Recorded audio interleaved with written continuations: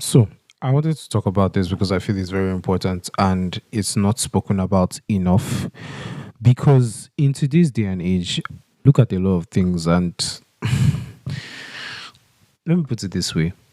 I've spoken about this before. So, for people who have heard this before, that's fine. You don't have to listen to this episode, but you can if you want to learn something a little bit new.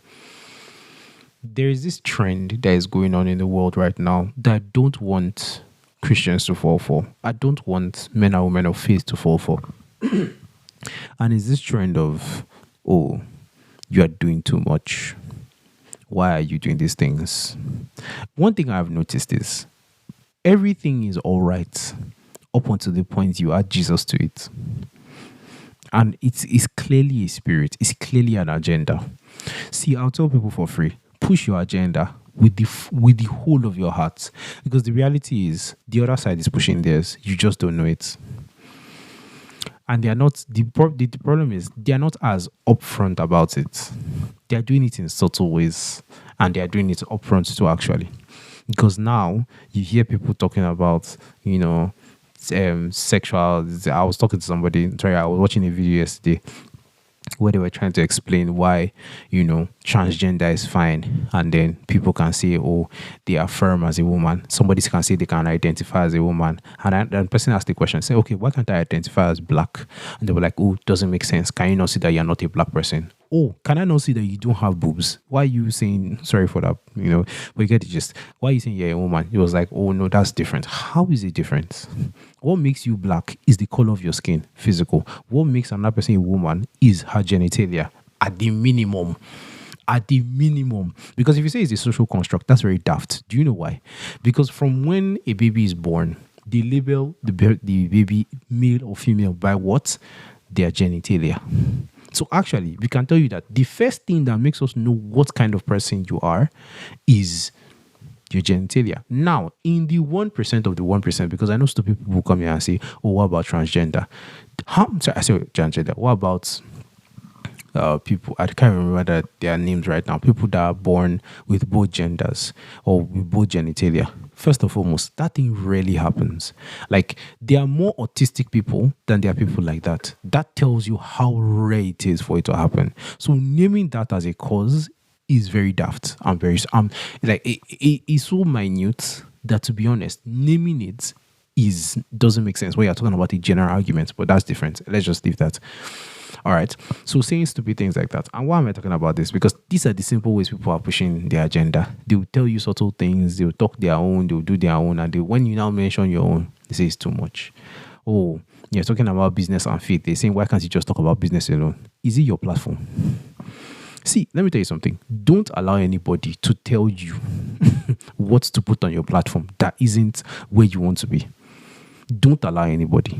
Somebody that isn't on your lane, somebody that isn't where you are going, somebody that doesn't even know where you are going to, is now telling you what to put on your platform. Because you see some people, they'll tell you, oh, don't start with faith. Don't do this. Don't do that. Push this. Is a lie. Push your content. Push your agenda. I've always said this. If you're a business owner, let people enter your company and know that this is a Christian business owner. Let it be clear. Let it be so clear in your culture, in your atmosphere, in the way you do things, in your work ethic, that this is a Christ. Let Muslims enter and begin to be reasoning their faith. I went to a school, all right, that made the concept, like, hope you know that there were Muslims in my primary and secondary school.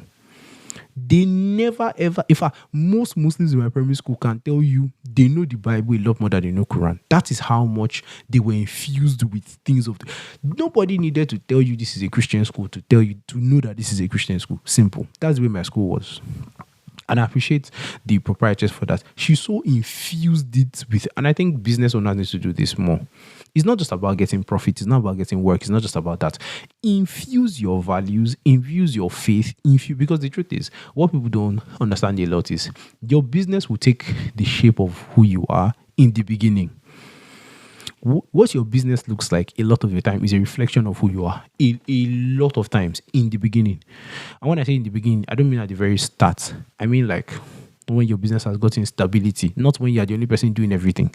When you have delegated and you have structure within your business. What that business looks like is what you are. If it's disorganized, if everything is just willy-nilly, it's a reflection of who you are actually. A lot of the time. At least from what I've seen, to be very honest.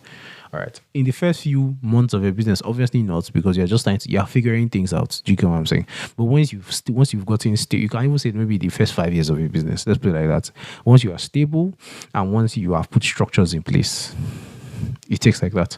And so for me, if you call yourself a Christian, if you call yourself whatever you call yourself, and I can't see it in your work, I can't see it in you, in the stuff you put out, if you're a content creator, whatever you are, even if you're a lawyer, in court, I can't see it. You're a doctor, in your work ethic, I can't see it. Then I don't think, quote unquote, I have reason to doubt your Christianity. Because a lot of people will now use the same saying, oh, we're saved by faith, not by works.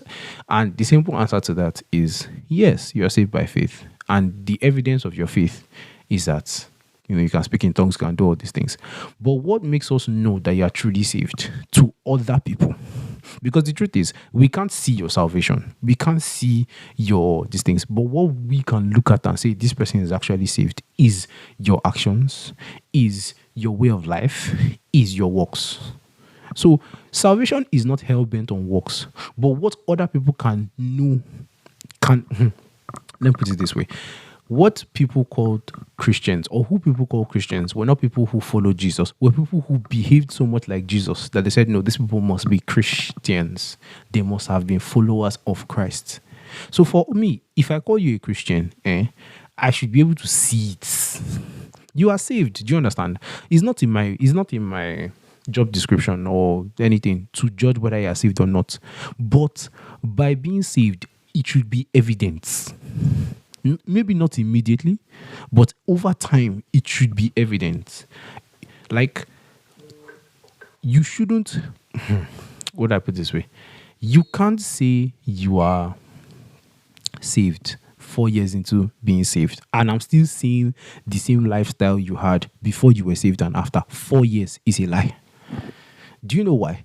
Because there's no way you can say that you've allowed the Holy Spirit to continuously work on your heart, work on you, work through you, and you are still the exact same way. No, sir. It's doubtful. Do you get? So I just wanted to put this out here. There's a lot to unpack here. But what I'm trying to say, in essence, is please push your agenda. Let it show that you're a Christian. There's a song that says, Lord, let it show that I've been with you. Let it show that you've been with God in the work you do. Now, I'm not necessarily saying you have to outrightly plaster Jesus on your name, because there are a lot of people that plaster Jesus on their name and they don't do the right thing. Let excellence show. Let love lead. Do you understand? Let your work ethic go through. Like, let it show that this person, regardless of anything, I can clearly see this person is a Christian, no matter what you're doing. So yeah, I hope this helps.